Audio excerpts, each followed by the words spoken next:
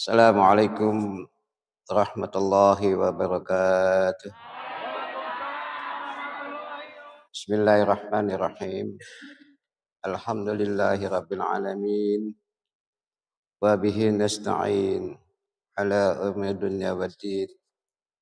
Asyhadu an la ilaha illallah wahdahu la syarika lah. Al-malikul haqqul mubin. Wa asyhadu anna Muhammadan abduhu wa rasuluh. Shadiqul wa'dil amin. Allahumma shalli wa sallim ala Sayyidina Muhammad wa ala alihi wa sahbihi ajma'in. Amma ba'du. Hadirin ma'asyiral muslimin rahimakumullah. Puji syukur kita panjatkan kehadirat Allah Subhanahu wa taala. Pada hari ini Allah masih memberikan kesempatan kepada kita untuk hadir melaksanakan salat subuh berjamaah. Insyaallah kita istiqomah dan Allah jadikan amal soleh buat kita sebagai investasi akhirat kita di masa yang akan datang. Salawat dan salam semoga selalu tercurah kepada junjungan kita Nabi besar Muhammad sallallahu alaihi wasallam serta kepada para keluarganya, sahabat-sahabatnya, insyaallah kepada seluruh pengikut setia yang selalu dicintai oleh Rasulullah, dan insyaallah kita pun akan mencintai Rasul dan akan melaksanakan semaksimal mungkin sunnah-sunnah beliau yang kita harapkan adalah nanti syafaatnya di yaumil qiyamah. Masyarul muslimin rahimakumullah. Pada ahad pagi ini mudah-mudahan Allah selalu memberikan rahmat dan hidayah kepada kita sehingga kita menjalani perintah Allah dan Rasulnya secara istiqomah.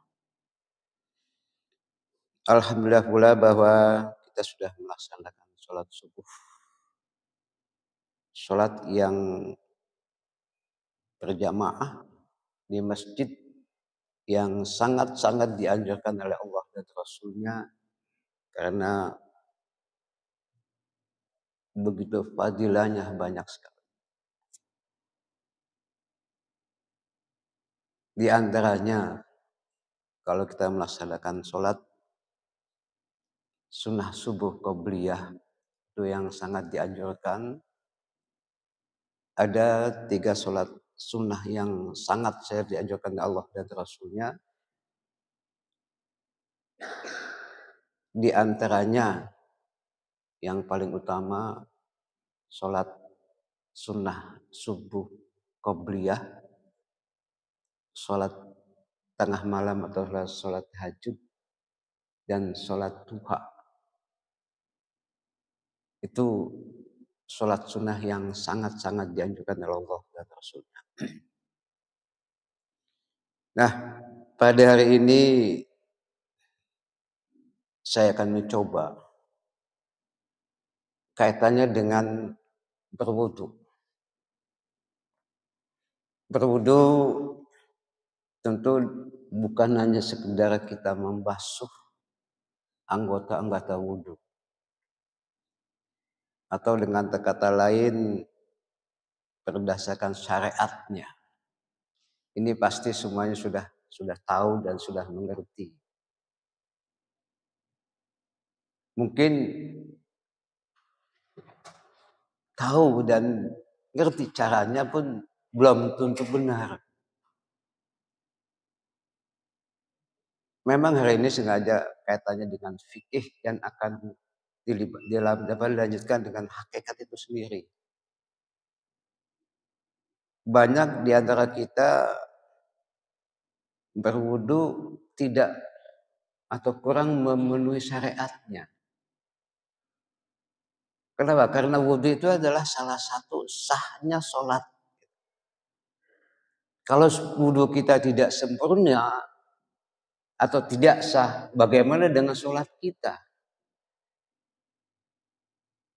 Salah satu syarat sah wajib sholat adalah suci dari badan, pakaian, dan tempat.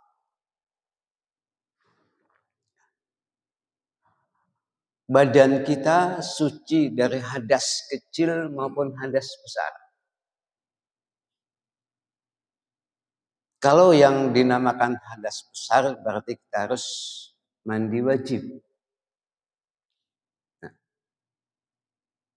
hadas kecil yaitu dengan berwudu. Ya. Para ahli fikih ada yang namanya rukun wudu, ada yang namanya sunnah wudu, ada yang membatalkan wudu. Yang pokok adalah rukun wudu. Sesuai dengan firman Allah Subhanahu wa taala dalam surat Al-Maidah ayat 6. Ya ayyuhalladzina amanu idza kuntum ilas shalah faghsilu wujuhakum wa aydiyakum ilal marafiq wamsahu bi ru'usikum wa arjulakum ilal ka'bain. Ini rukun wudu yang wajib dibasuh dan harus terpenuhi. Kalau Al-Quran ini menyatakan ada 4 rukun wudu, tapi ahli fikih menambahkan 2. Niat dan tertib. Sebab segala sesuatu harus didasari dengan niat. Innamal a'malu binniyat. Kita sudah niat seperti tahu. Kemudian faghsilu wujuhakum. Basuh muka. Nah, ini menjadi permasalahan, Pak. Kalau basuh muka kan setiap yang tidak ditumbuhi oleh rambut. Maaf kalau saya buka ini. Ini dari sini harus. Nah, pada umumnya kita berwudu kalau saya suka perhatikan itu. Hanya sekedar, padahal kalau air ambil itu dari kepala sini ke bawah. Jadi semuanya dari ini terkena. Coba nanti kita, tolong Bapak perhatikan. Atas air ini dari atas ini Pak. Jadi air di sini ke bawah. Bukan hanya kopiok-kopiok gitu. Kalau wajah kita yang tidak termirahput, tidak terbasuh dengan air, berarti wudhu kita tidak sah. Kalau wudhu kita tidak sah, bagaimana dengan sholat kita? Nanti kita baru akan masuk kepada hakikat. Wa arjulakum, membasuh tangan dari jari ke siku. Apa ini sudah kita mulai peraturan itu, Pak? Seharusnya dari bawah ke sini naik. Kalau kita kan kadang begini gitu ya. Ambil air diguyurin cuma pusat-pusat gitu. Kalau yang secara aturannya adalah dari bawah. Gayur air gitu naik, balik, naik. Jadi semuanya terkena. Termasuk dia yang kiri. Dari bawah, dari sini dulu, baru ke atas sampai ke situ.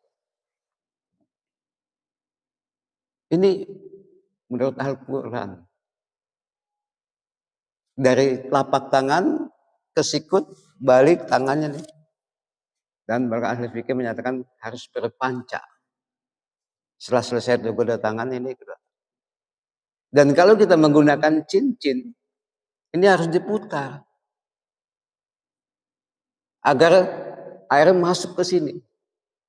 Nah, kalau kita ada jenggot, harus dibasuh. Agak repot memang kalau ada jenggot yang panjang itu agak repot. Sebab harus masuk air yang ada dalam kulit kita ini harus masuk. Jadi dibasuh seperti itu. Ini secara syariatnya. Wamsahu, menyapu kepala. Kalau memang kita tidak ada hambatan, itu menyapu dari atas ke bawah. Menyapu. Tapi kalau ada hambatan mungkin sakit, ya cukup sekedar yang terkena kepala sedikit tidak menjadi masalah. Tapi yang diutamakan adalah menyapu. Jadi ambil air, pecerikan ke belakang. Ini menurut para ahli fikih. Kalau kita kan kadang kan gitu ya. Asal sekedar diopiok palanya itu ya boleh memang. Boleh seperti itu. Cuman dianjurkan menyapu kepala ini terus ke belakang ditarik lagi. Itu yang dinamakan rukun wudhu. Nah kemudian warjulakum, kaki. Kaki kan kita punya jari-jari ini harus masuk air, Pak. Memang kalau orang dulu itu kan mengajarkan ajaran fikih ini memang sangat-sangat teliti. Nah kita ini kan jarang sekali bahas masalah-masalah begini. Jari-jari harus masuk dan dari jari-jari ini sampai ke mata kaki. Dari jari dulu baru ke mata kaki. Kalau kita kadang-kadang ayo guyur air ada pancuran cuman gini goyang-goyang selesai. Padahal setiap jari-jari itu harus dimasukkan dengan tangan supaya air itu bisa masuk. Ini menurut syariat. Syariatnya betul, baru akan melaksanakan melanjutkan dengan ibadah sholatnya. Jadi sholat itu tergantung bagaimana wudhu kita. Kita tidak bicarakan tentang sunnah-sunnahnya. Kemudian kalau sunnahnya membasuh hidung, sebenarnya memasukkan air ke dalam hidung. Sedot gitu Pak, sampai dikeluarkan kembali atau istinsar. Insya Allah itu Pak, kalau kita ada vertigo, kalau kita semacam itu insya Allah akan sembuh. Itu obat vertigo sebetulnya. Jadi seluruh aktivitas ibadah itu untuk Allah dan untuk kepentingan kita. Untuk Allah dalam kita beribadah mengabdi, yang lainnya adalah untuk kesehatan bagi kita. Termasuk sholat pun kalau kita memang melaksanakan sholat baik dan benar, insya Allah kondisi badan kita akan selalu fit. Satu contoh Nabi besar Muhammad SAW tidak pernah sakit. Beliau adalah satu-satu manusia yang paling sibuk sebagai kepala negara, sebagai panglima perang, memimpin umat, punya keluarga. Tapi jarang sakit, bahkan tidak pernah sakit pada saat tua itu. Kenapa? Karena ibadahnya hablum minallahnya benar, hablum minan nasnya juga benar. Kalau kita hablum minan nasnya aja sudah berantakan, hablum minallah juga belum tentu benar. Kenapa? Karena syarat-syarat syariatnya kita tidak terpenuhi. Makanya tidak aneh orang yang rajin sujud, orang yang rajin tahajud, tapi perilakunya tidak mencerminkan. Bapak hadirin yang dirahmati Allah, apakah secara syariat memang kita sudah melaksanakan wudhu? Kemudian apakah hanya sekedar membersihkan wajah? Atau hanya sekedar membersihkan tangan dan kaki kita? Padahal dimaksud itu ada yang lebih jauh dan lebih penting dalam kita beribadah dan bermasyarakat. Di dalam wajah kita ini bisa menimbulkan sumber pahala dan bisa menimbulkan sumber dosa di wajah ini.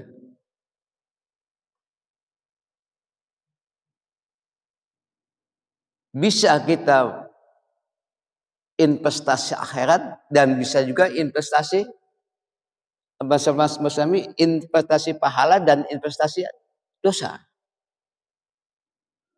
Dengan mata, dengan hidung dan mulut, ini bisa sumber pahala dan bisa sumber dosa.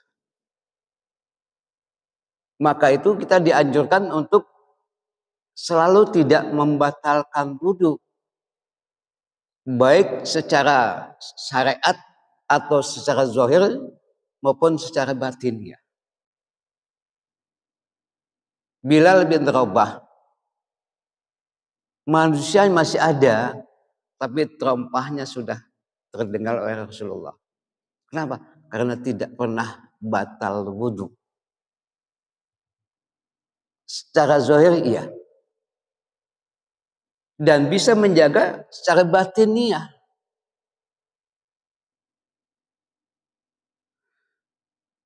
Kenapa dikatakan bahwa wajah ini adalah sumber dari segala-galanya? Apalagi sekarang, Pak. Kalau lebih ekstrim lagi, kita sudah bisa menuhankan handphone. Dengan handphone itu, kita bisa menganggap handphone itu sebagai Tuhan. Kalau dulu waktu Omar Rama komputer dijadikan Tuhan, sekarang itu handphone kita bisa jadikan Tuhan. Kenapa? Dengan mata ini, dengan mata, handphone ini kan bisa jadi pahala, bisa jadi dosa. Kalau kita buka kajian-kajian tentang agama, bisa menambah wawasan keilmuan kita, menimbulkan pahala. Tapi kalau kita buka handphone kita dengan hal-hal yang negatif, kan bisa sumber dosa. Bahkan saking enaknya sampai kita tidak pernah lagi membaca Al-Quran. Wah, ini cakep ini. Beda sama yang di rumah umpamanya. Lebih mulus, lebih ini, lebih itu. Konsentrasi kita ke handphone. Nah, mata kita ini kita tidak jaga, padahal kita punya wudhu. Dengan mata yang kita pandang sesuatu yang negatif, itu akan menimbulkan dosa. Kadang-kadang kita saking bangganya, wah saya tidak batal wudhu dari maghrib, minimal yang dekat sajalah. Dari maghrib sampai isya. Memang secara syariatnya tidak batal wudhu. Karena kita tidak membatalkan wudhu misalkan keluar angin ya. Kemudian keluar yang namanya mazi. Nah ini mazi apa ya? Mazi ini satu cairan yang jernih, bersih, yang keluar bukan melalui persetubuhan. Tapi yang keluar karena ada rangsangan. Sehingga keluarlah mazi, air yang jernih putih itu tanpa kita sadari. Nah itu bisa membatalkan wudhu. Ya, kalau saya katakan ada mazi, ada madi. Kalau madi itu harus kita mandi wajib, tapi kalau mazi tidak. Karena itu kita tidak mengadakan hubungan, tapi keluar air jernih agak kental sedikit tanpa kita sengaja karena timbul rangsangan.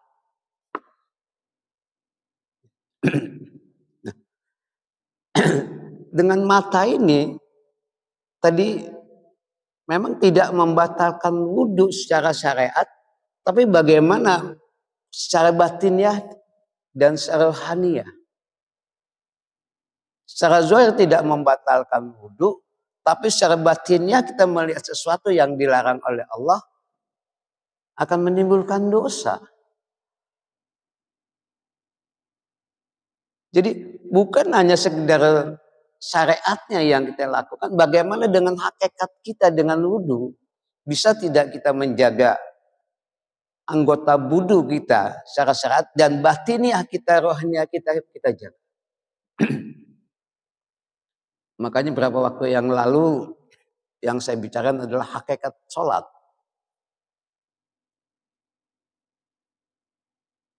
Syariatnya kita tidak bicarakan, tapi hakikatnya ini yang lebih utama. Kalau syariat mah gampang kita bisa pelajari. Kita pelajari, tadi rukun wudhu sudah selesai, semuanya sudah bisa dan sudah terbiasa. Tapi bisa tidak kita menjaga hakikat dari wudhu itu sendiri? Dengan wajah ini kita bisa menjaga syariat wudhu kita dan hakikat wudhu kita. Kita bisa menjaga mata kita dari pandangan-pandangan yang dilarang oleh Allah. Hidung yang ada di wajah ini bisa menimbulkan juga satu dosa.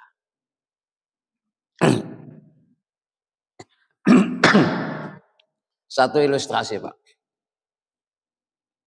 Kita sudah bisa menjaga mata lah. Mata kita sudah bisa jaga. Kita sedang berkumpul di satu kerumunan yang ramai. Kita sudah menunduk. Kemudian lewatlah umpamanya wanita dengan harum yang begitu semerbak.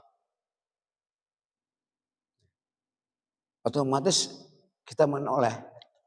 Siapa sih yang lewat kok baunya wangi banget gitu. Menoleh. Sebab itu timbul mata.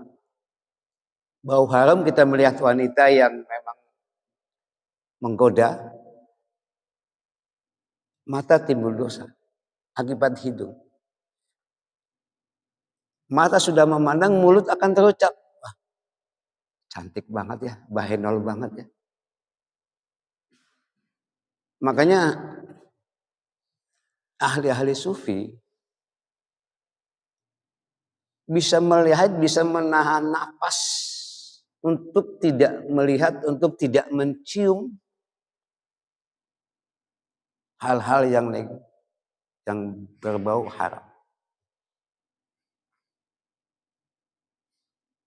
Jadi Bapak hadirin rahimakumullah. Termasuk juga kita membasuh tangan, membasuh kaki. Di dalam berwudu ini semuanya pun akan dipertanggungjawabkan. Kita kan sering baca surat Yasin itu kan. Yasin kita baca setiap malam Jumat, bahkan ada yang baca setiap malam. Al-yawma nakhtimu ala afwahim wa tukallimuna aydihim wa tashhadu arjuluhum bima kanu yaksibun. Ini kita baca, kita ngerti, kita baca, kita tahu artinya. Tapi kita tidak membaca secara hakikat. Kita tidak membaca secara hakikat. Secara kita baca, kita tahu nanti hari kiamat mulut mulut akan dikunci. Al-yawma nakhtimu ala afwahihim. Mulut akan dikunci. Wa tukallimuna aydihim. Tangannya akan berbicara. Wa tashhadu arjuluhum. Kaki akan menjadi saksi. Bima kanu yaksibun. Atas perbuatan-perbuatan kita. Semuanya akan dipintakan pertanggungjawaban di hadapan Allah. Apapun yang kita lakukan. Mulai dari wajah ini akan berinteraksi tangan dan kaki untuk melakukan hal-hal kemaksiatan. Karena kita tidak menjaga hakikat ibadah yang kita lakukan. Kita hanya sebatas melaksanakan dengan syariat. Kita hanya sebatas melaksanakan syariat. Hakikatnya kebenaran dari ibadah itu sendiri kita tidak pernah membahas tentang ini semacam itu. Tidak aneh kalau orang yang sholatnya rajin, sedekahnya rajin, tahajudnya rajin, tapi berperilaku jauh dari harapan Allah dan Rasul. Kenapa? Karena melaksanakan hanya sekedar syariat. Tidak melaksanakan secara hakikat. Sebab dalam agama itu ada syariat, ada hakikat, dan ada ma'rifat. Syariat wajib kita pelajari. Wajib kita pelajari. Sudah syariat, sudah pelajari, kita akan melanjutkan dengan hakikat itu sendiri. Baru kita akan masuk kepada ma'rifat. Kita syariatnya saja pun jarang kita membahas hal semacam ini. Saya pengen sekali di masjid ini ada yang memberikan bimbingan tentang fikih. Bagaimana sih cara sholat yang benar?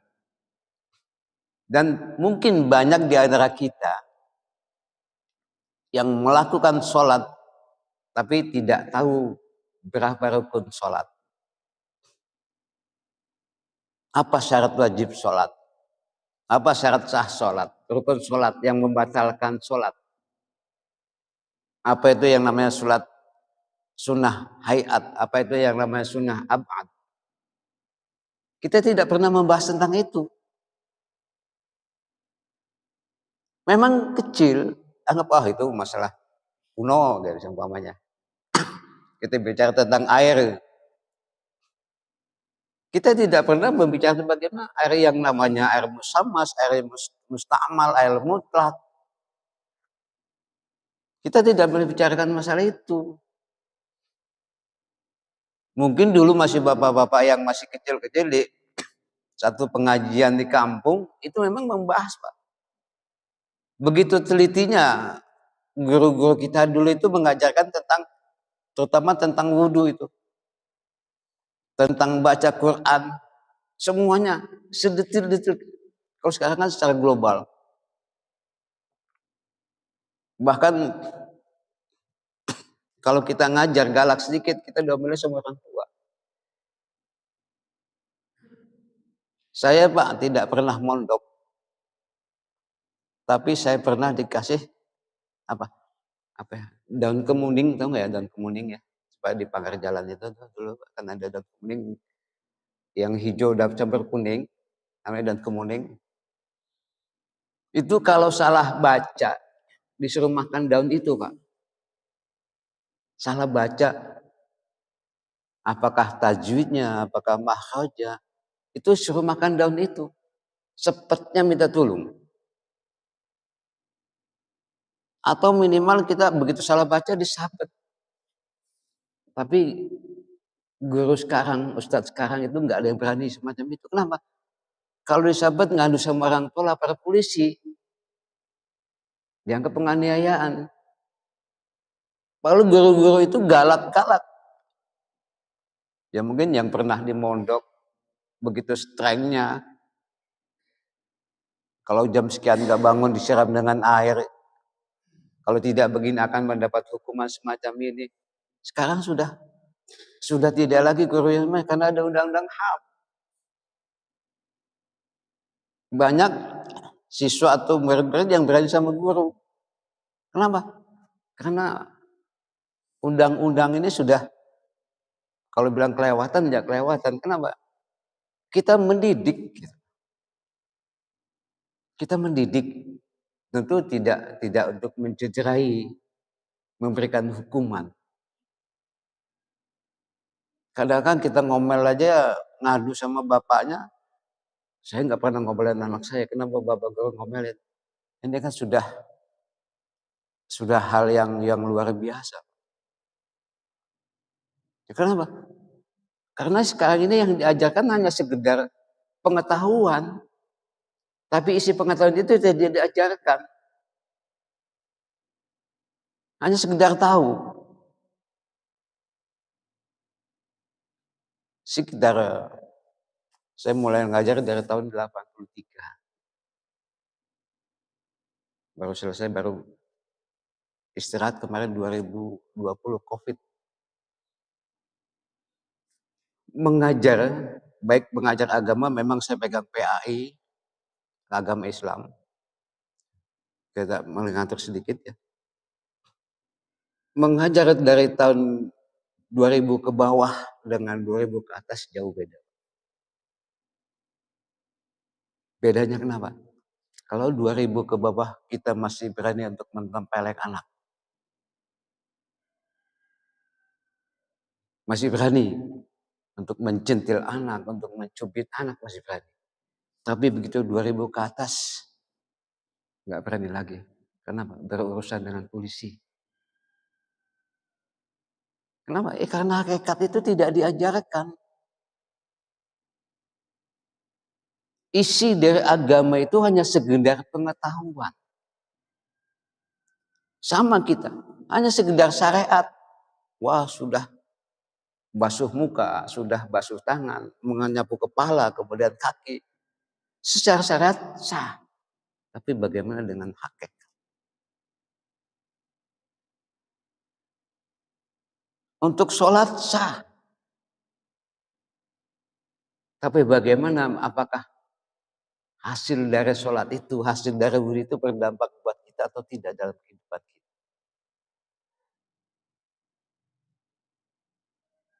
Seharusnya orang yang baik ibadah secara vertikal, horizontalnya pun harus baik. Bahkan wajib baik. Ibadah sholat bagus, seharusnya hubungan sama manusia itu bagus. Nah ini baru ngerti tentang hakikat ibadah itu sendiri. Kalau syariatnya bagus, seharusnya hakikatnya bagus. Kita mempelajari tentang syariatnya toh, tapi bahasan untuk mendalam itu kurang. Alhamdulillah bahwa di masjid kita ini ada membaca kitab yang namanya Ihya Ulumuddin. Yang disusun oleh Imam Al-Ghazali. Itu membicarakan tentang hati, tentang bagaimana tentang ibadah. Kita mempelajari, tapi bagaimana pelaksanaan dalam kehidupan kita sehari-hari.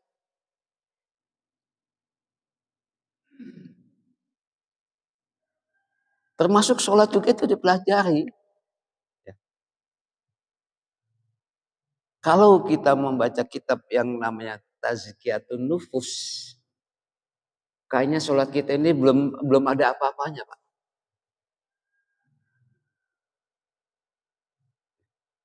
Kitab Tazkiyatun Nufus, ya, bagian kutipan dari kitab Ihya Ulumuddin, kemudian dirinci lebih mendalam lagi, ini sholat kita ini belum selesai. Belum bermakna dalam kehidupan. Sebab di sana membicarakan tentang kenapa kita harus takbir. Apa fungsi takbir? Apakah hanya sekedar mengucapkan Allahu Akbar? Kenapa kita sujud? Apa hanya sekedar untuk menyentuh hidung wajah kita, merendahkan di hadapan Allah? Apakah hanya sekedar itu?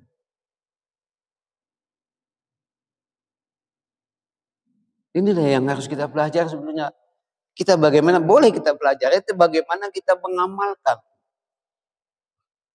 Kalau ilmu yang kita pelajari kemudian kita tidak amalkan, ada satu ungkapannya. Kalau kita memiliki ilmu kemudian kita tidak amalkan, ibaratnya seperti kita menanam pohon tapi tidak berbuah.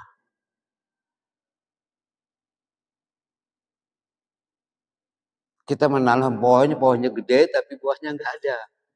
Yang kita dapati cuma nyampui rumput-rumputnya doang. Ilmu dengan amal. Dan kita belajar itu adalah wajib. Belajar itu wajib dan tidak ada batas. Tidak ada batas usia.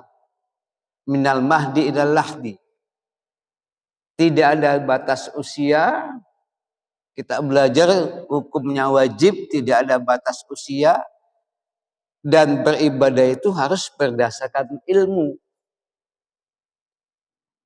Fakullu man bi ghairi ilmin ya'malu amalhu mardudatun la tuqbalu.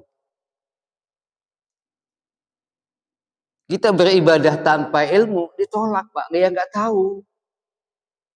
Kalau hanya sekedar ikut-ikutan, tapi kita tidak mempelajari tentang ilmunya, ibadah kita ditolak. Ya sama itu tadi dengan berwudu.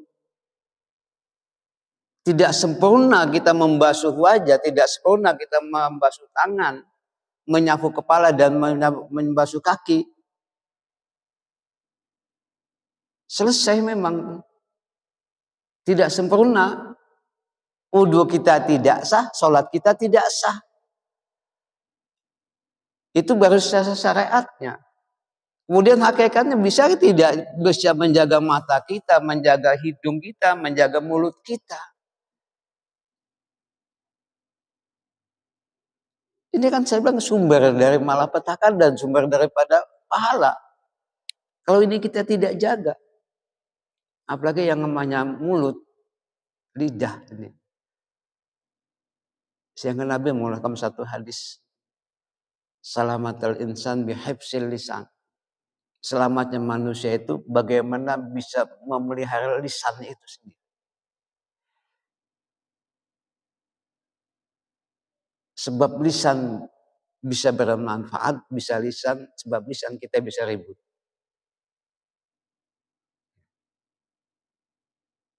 Jadi kita masuki sedikit-sedikit lah tentang bagaimana sih hakikatnya kita sholat, bagaimana hakikatnya kita berwudu. Seluruh aspek ibadah itu harus kita awali dengan syariatnya dulu. Pelajari hukum dan tata cara kita beribadah. Kalau itu kita mau melakukan, setiap Jumat ada wasiat yang tidak pernah ditinggalkan, bahkan satu rukun dalam khutbah Jumat itu sih. Usikum bitaqwallah. Kita hanya sekedar ucapan. Setiap minggu, setiap Jumat, khatib mengucapkan berwasiat tentang takwa. Tapi setelah sholat Jumat itu apakah kita berkelanjutan? Kan setiap Jumat itu kan wajib itu. Bila khatib tidak mengucapkan itu, khutbahnya tidak sah. Bahkan ya pejabat-pejabat pun disumpah dengan kalimat takwa kan gitu.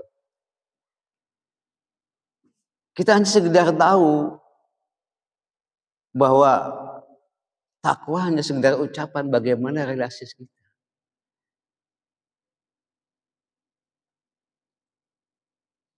Kan kalau takwa itu kan memelihara diri dalam arti takut kepada Allah, memelihara diri dari siksa Allah.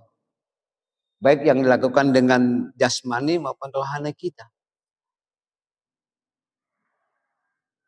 Ini yang kita bicarakan adalah bagaimana hakikat dari ibadah kita, hakikat dari wudhu kita. Syariat sudah kita laksanakan dengan membasuh wajah. Zohir kita lakukan, tapi bagaimana batiniah kita, rohaniah kita bisa kita jaga. Dengan kita berwudu, kita bisa menjaga mata, kita bisa menjaga hidung, kita bisa menjaga mulut, kita bisa menjaga kaki. Sehingga kita benar-benar hidup ini bermakna dalam kehidupan kita sehari-hari. Mukmin yang sesungguhnya itu diibaratkan seperti lebah. Seperti lebah. Lebah bila ia hinggap, tangkai yang terkecil pun tidak akan rusak. Lebah bila dia hinggap, tangkai yang terkecil pun tidak akan rusak. Orang mukmin seperti itu. Hidup dimanapun akan membawa manfaat dan tidak merusak tatanan kehidupan di dalam bermasyarakat. Akibat dari wudhu bisa menjaga. Ini lebah mengeluarkan madu bermanfaat untuk orang banyak. Dan yang dimakan oleh lebah adalah sarifati. Kalau bahasa agamanya halalan thayyibah. Yang baik, halal, dan bagus. Jadi Ibu, hadirin rahimakumullah, cobalah kita mempelajari tentang hakikat. Hakikat dari ibadah yang kita lakukan akan membawa keselamatan kita dunia dan akhirat. Bukan hanya sekedar sholat, bukan hanya sekedar berwudu. Kita bisa memperbaiki hubungan manusia dengan Allah, manusia sama manusia. Sebagai penutup surat Ali Imran, ya. Duribat alaihim dzillatu aina masqifu illa bihablin minallah hablin minas. Manusia di manapun berada akan mengalami kehinaan kecuali dapat berhubungan baik dengan Allah dan berhubungan baik sesama manusia. Hablum minallah bagus, hablum manusia bagus. Maka manusia yang semacam ini akan mendapat keselamatan baik dunia maupun akhirat. Insya Allah akan dilanjutkan dengan hal-hal yang lain, akan disampaikan oleh para ustadz, para kiai. Kita tetap melaksanakan kajian-kajian ahad ini, terutama untuk menambah wawasan pengetahuan kita, agar ibadah kita tidak sia-sia dan selalu mendapat ridha Allah dan mendapat barakah Allah dan mendapat perlindungan dari Allah Subhanahu wa taala. Terima kasih atas perhatian. Mohon maaf atas kekurangan. Wallahu muwaffiq ila aqwamit thoriq. Assalamualaikum warahmatullahi wabarakatuh. Sallallahu ala Muhammad. Sallallahu alaihi wasallam. Sallallahu ala Sallallahu alaihi wasallam. Sallallahu ala Muhammad. Sallallahu alaihi wasallam. Sallallahu ala Muhammad. Sallallahu alaihi wasallam. Sallallahu ala Muhammad.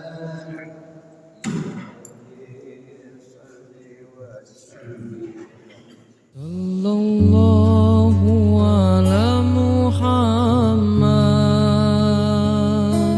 Sallallahu